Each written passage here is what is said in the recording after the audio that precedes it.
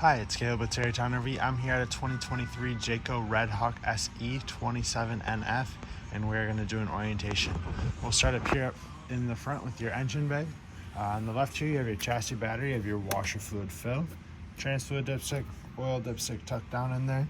Then over on this side, you have your power steering fluid reservoir, your brake master cylinder and reservoir, and your coolant fill, and your oil fills in the back there. Work away around the side. There's one little thing I want to show you just inside the driver's door right here. You have this switch. It's your auxiliary start. So if your chassis battery is ever dead, so that's your battery up there, you can hold this button down and that is going to take power from your house battery. So the batteries that power up the rest of the coach, it'll take that battery power, send it to the engine so that you can start your engine and not get stranded. We'll work our way through the rest here now. So you have your generator out here. If you ever need to access anything, turn these tabs. This cover will pop off and you have access to everything outside here. You'll see your primer is on the left here, so you'll hold that down. You'll hear the fuel pump start to prime, and then you'll hold down your on-off switch to turn that on and off. If you ever have to do a reset button's for it right there, and you do have oil filled down in the corner there. There's also inside going to be a spot to stop and start this on your control panel, which is right inside the door. We'll see that in a little bit. Have some storage compartments here. And then this next compartment will be where your power cord comes out. It's 30 amp power cord. You just wind it up and stow it in there. With that, I do recommend you use a 30 amp surge guard in line to help protect the electronics on the coach. In case of a power surge, it's a lot cheaper to replace the surge guard than it is to diagnose and repair electrical. You can also run the cord through the floor of the compartment here. That way you can close this door and not have it just sit open. Have water heater right here. This is a gas and electric water heater. Both those switches to turn that on are going to be inside. Your drain here is down at the bottom. There will be a cap for that. It will tighten down with a 1 1/16 inch socket. So you tighten that down, turn your water on, and the tank here will start to fill. Before you turn it on gas or electric, you want to make sure there's water in the tank, and to do that, you can pull on your pressure relief valve and water will come out of there. Once water comes out, that signifies there's water in the tank and you're good to turn it on. Like I said, switches are inside for that. It's all electronic ignite, so you don't have to light a pilot light or anything. For gas, just make sure your propane is turned on, and for electric, you do need 110 power.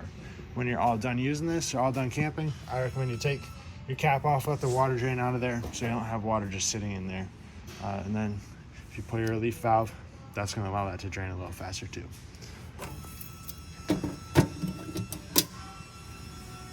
You have your fuel fill in the back here, a little bit more storage. There are 2 drains right in here. Those are your low point drains. It's a hot and cold line. It's the lowest point of water in your water system. You'll use those for winterization. You open them up, let the water drain out of the lines, and then you can close them and run antifreeze through the system. Right down below, you have your sewer drains. So on the right is the gray tank. It's got a gray handle, black tank, black handle, so it's nice and color coordinated, easy to use for you. When you go to drain these, you'll hook your sewer hose up to the drain down in the middle there. You'll pull your black tank handle first. Once that's empty, you'll pull your gray tank handle. That gray dirty sink and shower water is going to help to rinse the black toilet water out of the end of your drain there and out of your sewer hose. Once the gray tank is done draining, you'll close that, leave your black tank open, and down here at the bottom of your docking station, you have a black tank flush. You'll hook your hose up to that, run water through it for 5 or 10 minutes, and it'll spray directly into your black tank. It'll help to rinse out the sensors, rinse off the sensors, and clean out any waste that's left in the tank, and that'll just drain straight out your hose. That's why you leave the black tank valve open.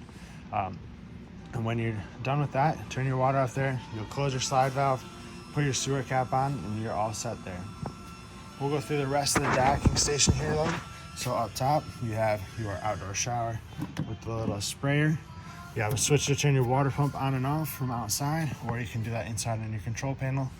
And then you have these 2 valves. They're gonna match up to this diagram here in the middle. Turn the light on real quick. So the valve on the left corresponds to the 1, 2, 3. Valve on the right corresponds to the 4, 5, and 6. So based off of what system you're going to run is going to be how you orient those valves.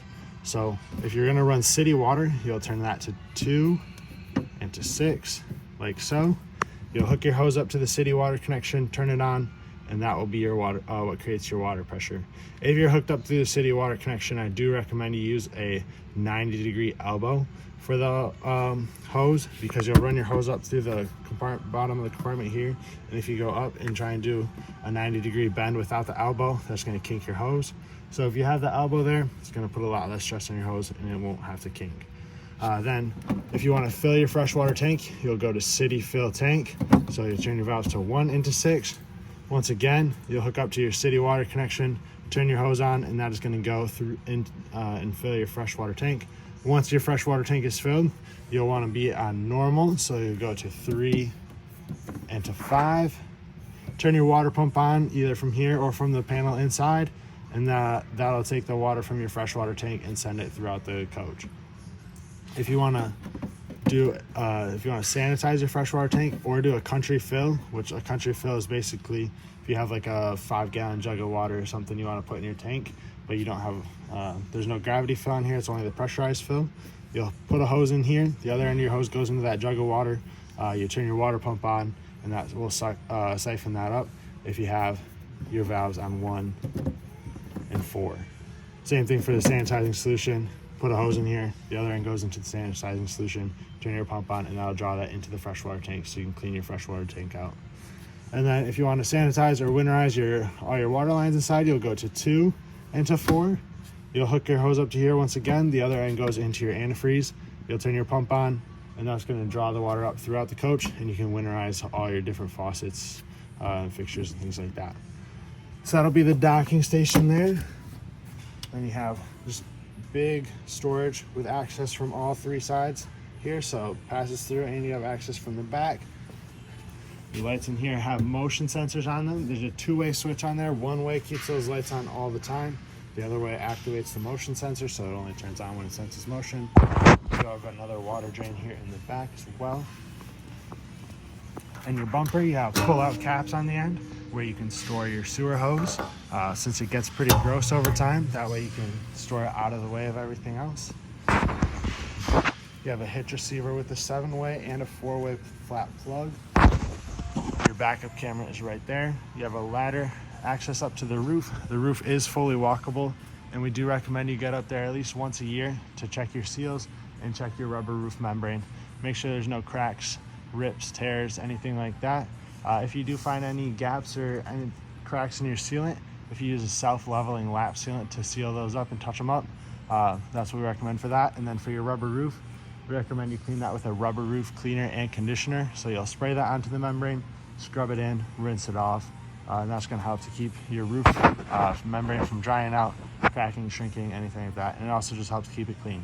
Come around to the door side or passenger side now. So this side of the compartment, you do have 110 outlet up at the top there. There's a LP quick connect, which ties into your propane system, so it'll draw from your propane tank. If you want to set up an outside grill or anything, there's storage right there with a shelf in the middle. This is going to be a vent for the back side of your refrigerator, so it can vent any gas fumes out when it's running on gas. You have an outdoor speaker, and in the front there as well, this vent is for your furnace exhaust, so it's going to blow out hot air when you run your furnace. So you want to be sure you don't block it or touch it or put anything in front of it that could burn it out. You do have a little storage compartment here as well with 110 outlets, and there is an output for coax. If you want to have a TV set up outside, you can hook that up into that compartment. Main entry door, obviously, and then your propane tank is located just to the right of the door. You have a gauge to see how full it is. Behind this cap is where you'll fill it from. This is just a bleeder valve, and then you open and close the tank here with this valve.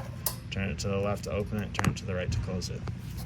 And one more storage compartment up front here. We'll head inside now. Just inside the door, this first step here is where your battery is located for the house. You can fit a second battery in here if you ever wanted to. And you'll notice the hinges on here. You pull it out so that you can open it all the way. When you go to close it, slide that all the way back so that will close. You have your main power disconnect right here. So if I flip that switch off, shuts all the power off to the coach. Then you have switches to run your awning in and out. You hold down awning out there, and that will extend that. And your awning will start to come out. Your awning is not going to stop automatically as you run it out, so you do want to kind of keep an eye on it. There's going to be a little extra fabric piece that hangs down, and you'll also see the bare awning tube. That'll be your signal that it's fully extended.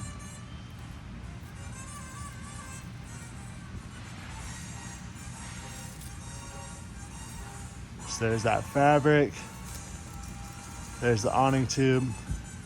So that'll be fully extended there. And that is what that'll look like. Your arms are adjustable as well. If you want to adjust the pitch, just pull down, and this is going to bend at the elbow there. It'll do the same thing on the front side. That way you can have water drain off of one side or the other, and it doesn't just pool up on top. To retract it, you'll just hold down awning in. You have a switch here for your power step. So when I close this door, the step closes with the door. If you want that step to stay out, turn that switch to off and the step will stay out. Then you can switch between your inside and outside speakers here for your radio. You have an exterior light, that is the LED on your awning, and that is also dimmable on the side. Just a little slider switch there. We'll step up inside, work our way through the kitchen and bedroom and bathroom. So kitchen, sink, stove, 2-burner stove. To light it, just turn it to light. Use matches or a lighter to light the burner. You have a light and fan for above that. And you have a convection microwave and oven. So for this, you do need 110 power in order for it to work. You can choose convection here. Otherwise, you'll just be using it as a normal microwave. You'll notice there's temperatures below the numbers there, so you can set a temperature for the convection oven. Behind me is going to be the refrigerator. It's a gas and electric refrigerator like I mentioned. We'll turn it on. The green light will come on. Right now it's on auto. It's showing electric. It switches to gas because we don't have 110 power right now. So on auto, it switches between the two based off of what source is available. It looks first for the electric source. If you can't find that, it switches over to gas. Otherwise, if I hit mode, I can run just electric, just gas, and then back to auto. And you can set your temperature here. That's going to be 1 to 5. 5 of these snowflakes is going to be the coldest setting. In the hallway to the bathroom here, you have your thermostat. So at the bottom is going to be, the bottom left here is where you'll choose your source. So you can push it to the right and turn on the furnace, or push it to the left and do the fan or the AC. And then you can choose your fan speeds here on the right. If you push it to the left, that's going to be auto on low and high. Push it to the right, it's just low and high. It'll always be on. I recommend you keep it on auto because once it reaches your set temperature here that you set it to with the slider, it'll turn the AC or the furnace off. So that way it's not constantly running. Got the shower on the other side here. The little skylight up at the top. Step into the bathroom. Toilet with the foot pedal flush. Halfway down brings water into the bowl. All the way down will flush that into the black tank. You have a vent fan up top. Switch for the fan portion on the wall there next to your light switch. To crank the light, or to crank the fan, you do have to just use the knob here.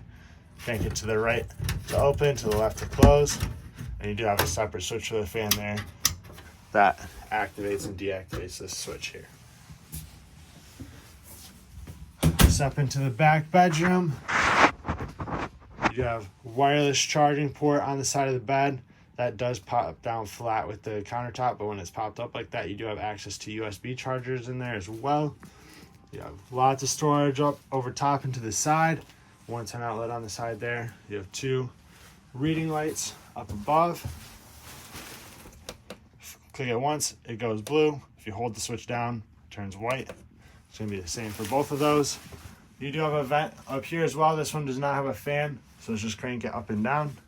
And you are prepped for a TV back here. There's a backer built into the wall. I just recommend you use a stud finder to figure out exactly where that backer is located. They don't always square this sticker here where the backer is. And then you have your plug-ins over on the side.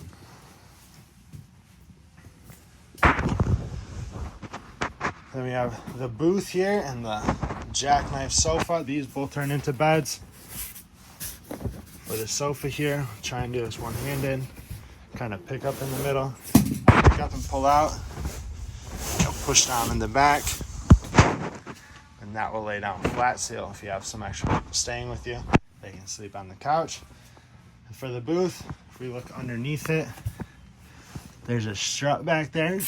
That's going to help this to fold down. So we'll pick up on the front, releases it from its mount on the side, and that will swing down and sit flat right up here. And then you can use the strap to hold that in the down position, and you'll use the cushions to fill in the gap in the middle. And of course you have the cab over bunk here as well. This middle piece flips up so that you can access the driver's area a little bit easier. You do have your TV entertainment area here. And if we look right here, you have your antenna booster on the left. You'll notice there's actually 2 lights on this one. So the antenna power is on the left. If you want local channels, make sure that that is on. You have a Wi-Fi booster on the right. So if you're staying somewhere that has Wi-Fi, you turn that on and that's going to strengthen your signal. Otherwise, you can just keep it off if you're staying somewhere that doesn't have Wi-Fi. There's no reason for it to be on. And then if you are hooked up to cable or satellite, you'll push your antenna power off and that deactivates those lights there. As far as the driver's area goes, it's going to be pretty straightforward. Lots of the controls are going to be similar to a standard car. So you have all your climate controls here, charging station, hazards, traction control, a little cigarette lighter, 12-volt outlet, and a USB here. This USB is going to go up to your touchscreen. So if we scroll to the right, there's a USB setting that goes to that USB. You can also just change your settings on here. Go to your radio here. You can set up Sirius XM. You pair your phone and do Bluetooth or make phone calls. And go to rear camera. It's going to say no signal because the ignition is not on. So now that ignition's on, that activates your camera here. If you hit the home button, that's going to allow you to go back to the main page. Up on your steering wheel too, you do have your controls through your menu up on the dash. You can see fuel economy, trip time, things like that. You do also have your cruise control buttons here, headlights, and you have dimmers for the dash. On the left, power locks and windows, and then your power mirror controls there. Switch over to the driver's side and the passenger side. So that's pretty straightforward. That should be everything inside here. Hope this video is helpful to you. If you have any questions, please feel free to reach out. We'd love to get those answered for you. And thank you for choosing Terrytown RV.